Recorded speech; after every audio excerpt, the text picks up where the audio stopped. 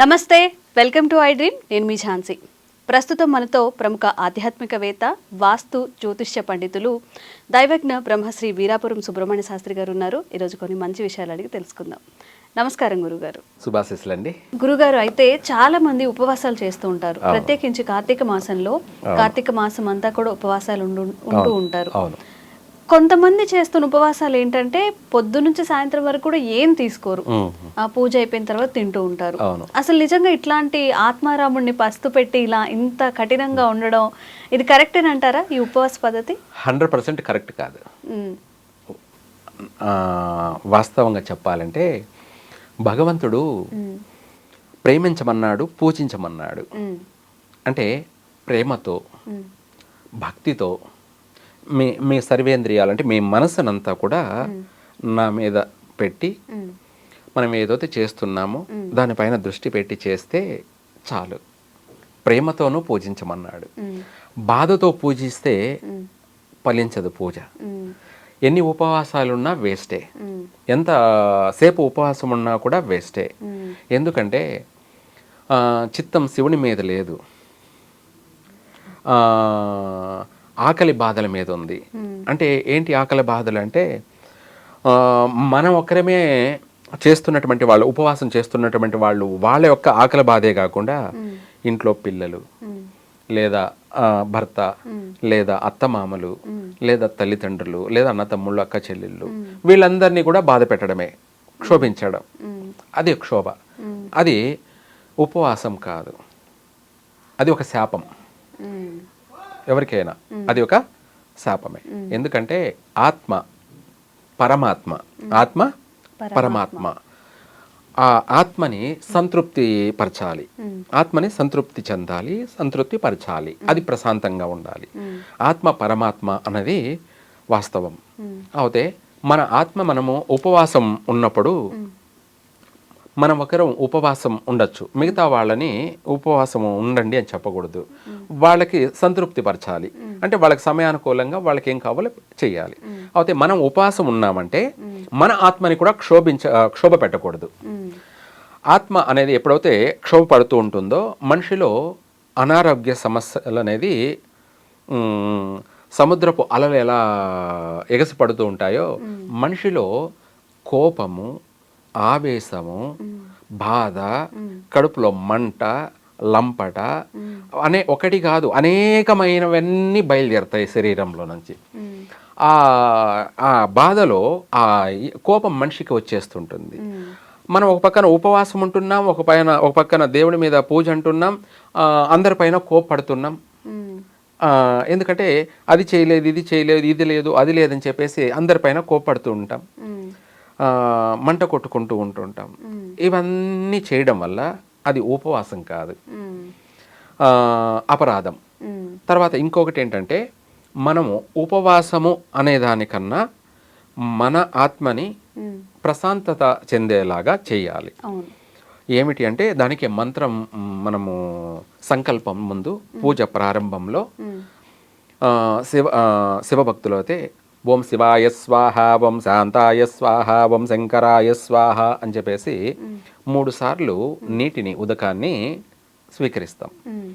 అది ఎందుకు అంటే మన ఆత్మని కంట్రోల్ చేయడానికి, ఆ ఆత్మ మన శరీరంలో ఉన్నటువంటి బాధలు, లంపట, మంట, ఆకలి బాధలన్నింటినీ తీర్చడానికి 3 సార్లు మంచిగా చక్కగా ఆ నీటిని తీసుకొని ఆ మంత్రం ద్వారా స్వీకరిస్తే ఈ బాధలన్నీ వైదొలిగిపోతాయి. ఎందుకంటే నీళ్లు తాగుతాము, ఆ నీళ్లు మనకి ఆకలి బాధల్ని రానేదు, మన శరీరాన్ని కంట్రోల్ చేస్తుంది.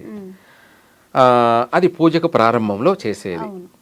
అది ఎందుకో చేస్తున్నాము అంటే మనం ఉపవాసం ఉంటున్నాం కదా, ఆ ఉపవాసం అనేది మన శరీరం నుంచి మన మంత్రం చదువుకుంటున్నాం, శ్లోకమో చదువుకుంటున్నాం, ఓం నమ శివాయ అని చెప్పి అనుకుంటున్నాం, లేదంటే ఓం నమో నారాయణాయ అని అనుకుంటున్నాము. మనలోంచి వస్తున్నటువంటి, వెలువడుతున్నటువంటి ఆ మంత్రము అపవిత్రంగా వస్తున్నది. ఎందుకంటే కడుపులో ఉన్నటువంటి మురికి శబ్దధ్వని, మన ఉచ్చారణ అనేది అపవిత్రంగా వస్తుంది, అంటే దుర్వాసనతో వస్తుంది. అంటే స్మెల్ బ్యాడ్ స్మెల్తో వస్తుంది. అదే మనం చక్కగా ఉపవాసం అనేదానికి నీటికి ఉపవాసానికి సంబంధం లేదు. ఉపవాసం అంటే మనం భోజనం చేయకూడదు, ఇది మాత్రమే ఉపవాసం.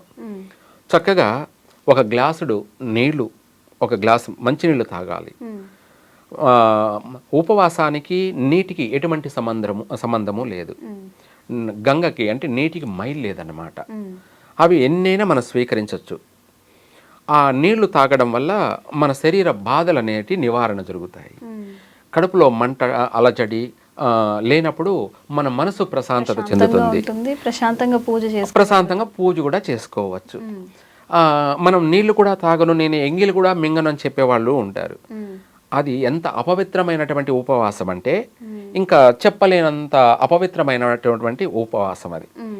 వాళ్ళు నీళ్లు కూడా స్వీకరించలేదనుకోండి, అది పూజకు పనికిరాని ఉపవాసం. వాళ్ళు నీటిని బాగా స్వీకరించి పూజ చేశారనుకోండి, అది పవిత్రమైనటువంటి ఉపవాసం. ఒక మాటలో చెప్పాలంటే నీళ్లు తాగి చక్కగా వాళ్ళు పూజ చేసుకుంటూ ఉపవాసం ఉన్నట్టయితే అది పవిత్రమైనటువంటి పరమ పవిత్రమైనటువంటి ఉపవాసము. వాళ్ళు నీళ్లు తాగకుండా చేశారనుకోండి, అది అపవిత్రమైనటువంటి ఉపవాసం.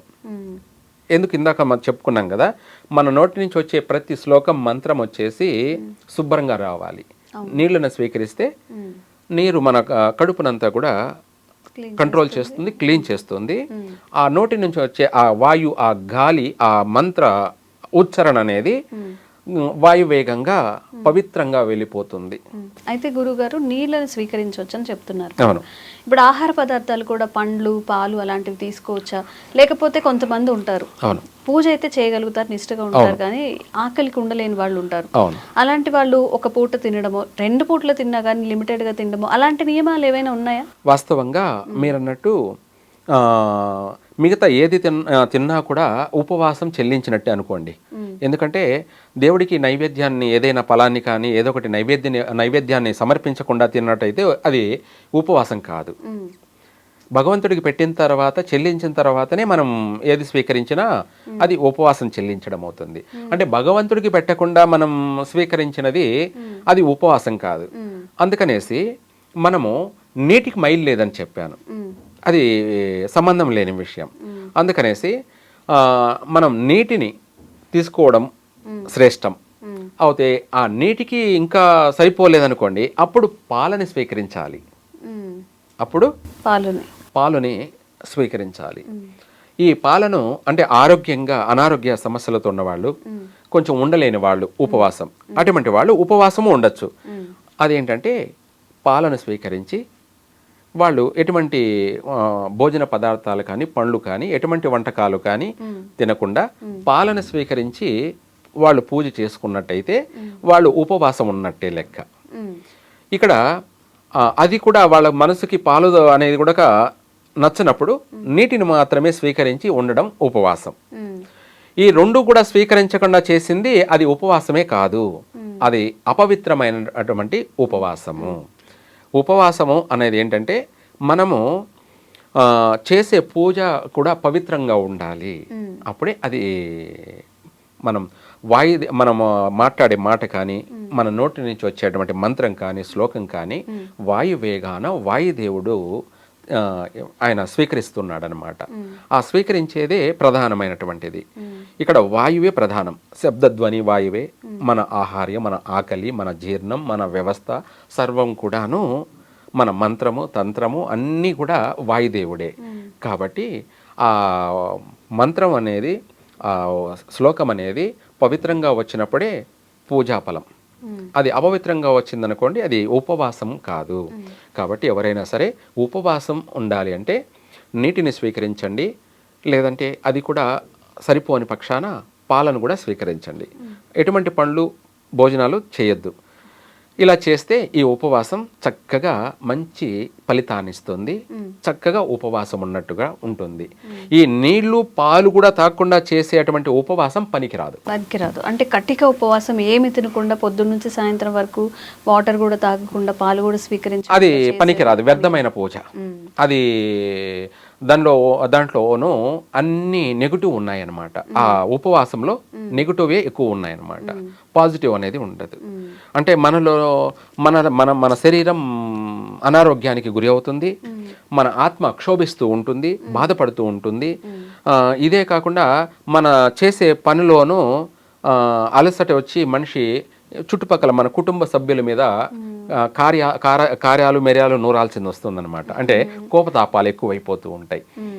ఇలాంటివన్నీ కూడా పూజ డిస్టర్బ్. అది పవిత్రమైనటువంటి ఉపవాసమే కాదు.